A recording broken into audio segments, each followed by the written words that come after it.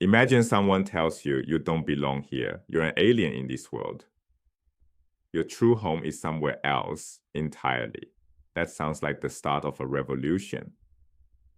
But then the same person says, honor the emperor. Slaves, obey your masters, even the cruel ones. Wives, submit to your husbands quietly. That's 1 Peter, one of the strangest combinations of radical identity and conservative politics in the entire New Testament. Understanding why it works this way tells us something crucial about how early Christians survived under the Roman Empire. The letter claims to be from the Apostle Peter. Most scholars consider it pseudonymous, written under someone else's name, a common and accepted practice in the ancient world, not forgery in the modern sense. The New Testament itself describes Peter as unlettered in Acts chapter 4, yet this letter is composed in polished, sophisticated Greek. The audience is Gentile converts scattered across 5 regions of modern Turkey: Pontus, Galatia, Cappadocia, Asia, and Bithynia. The author tells them they've been ransomed from the futile ways inherited from your ancestors, a reference to pagan religious practices. These are former pagans, now Christians, dispersed across a vast territory. And the letter opens by calling them something striking: exiles. Exiles of the dispersion, the letter calls them, aliens and exiles. This language comes from Jewish diaspora terminology, the experience of living displaced, far from home. But here it's applied to Gentile converts who are not literally displaced. They live in the Roman Empire, they have homes, communities, daily routines. Their exile is existential and theological. The author is telling them the cultural world around you is no longer your world. You are resident aliens. The Greek terms paroikoi and parepidemoi describe people dwelling in a land where they hold no citizenship, present in the empire but citizens of another kingdom. This is a radical identity claim. It redefines who these people are at the deepest level.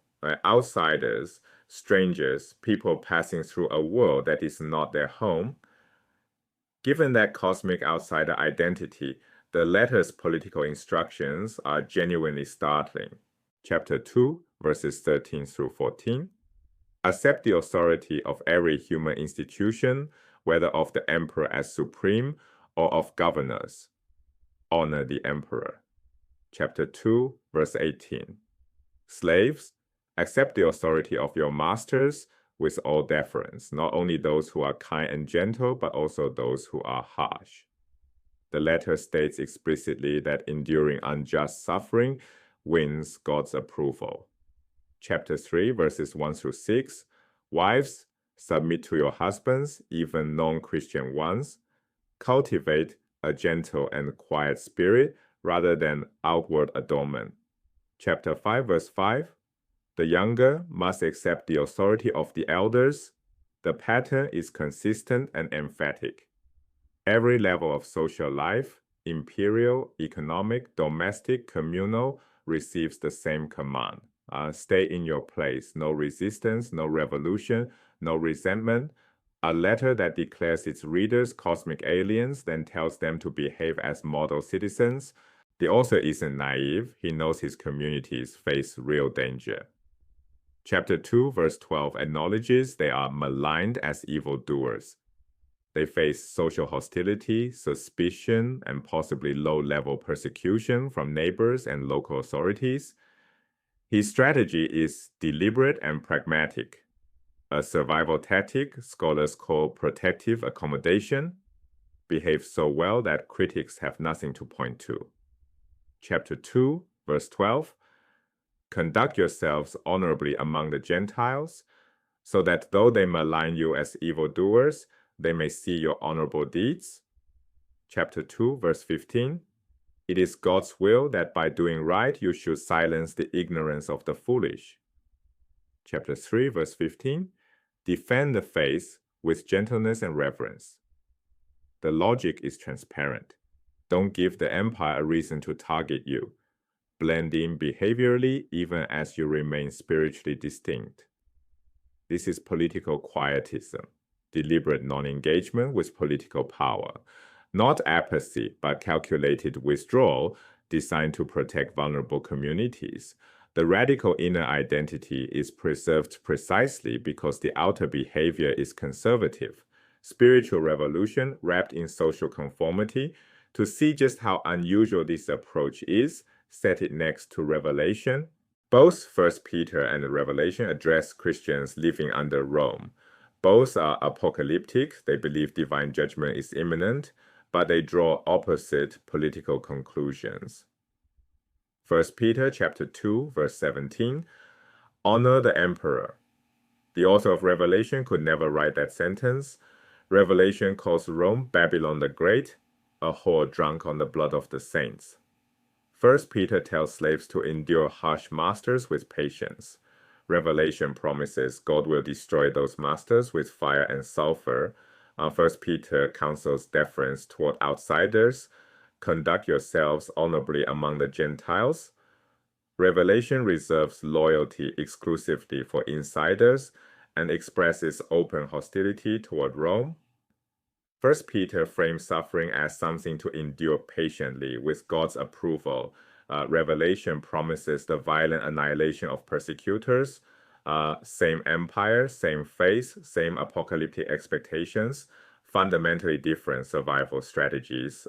This is not a minor disagreement about tone. It reflects two incompatible political programs operating within the same religious movement, and both texts share one more crucial element. Both believe the end is near, but they use that belief in completely opposite ways. Chapter 4, verse 7. The end of all things is near. Chapter 4, verse 12. Do not be surprised by the fiery ordeal that is taking place among you. Chapter 4, verse 17. The time has come for judgment to begin. 1 Peter does believe persecutors will face divine destruction. But this belief doesn't fuel resistance, it fuels patience. If God will judge, you don't have to. If the end is near, your suffering is temporary. Apocalypticism here functions as a sedative, not a stimulant. Endure because vindication is coming, but it's God's job, not yours. 1 Peter reveals something essential about early Christianity. It was not monolithic.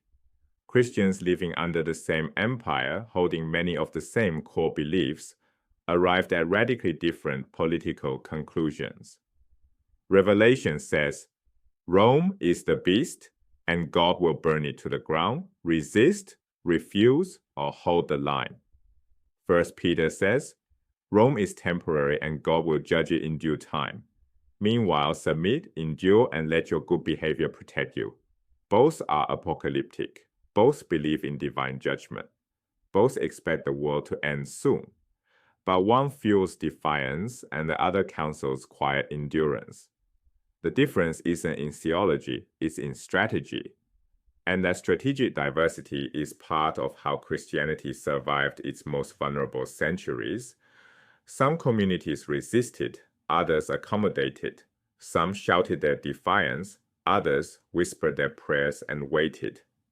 The tradition preserved both voices. This letter has been used for centuries to justify submission to unjust authority, telling slaves to obey, wives to be silent, subjects to honor tyrants.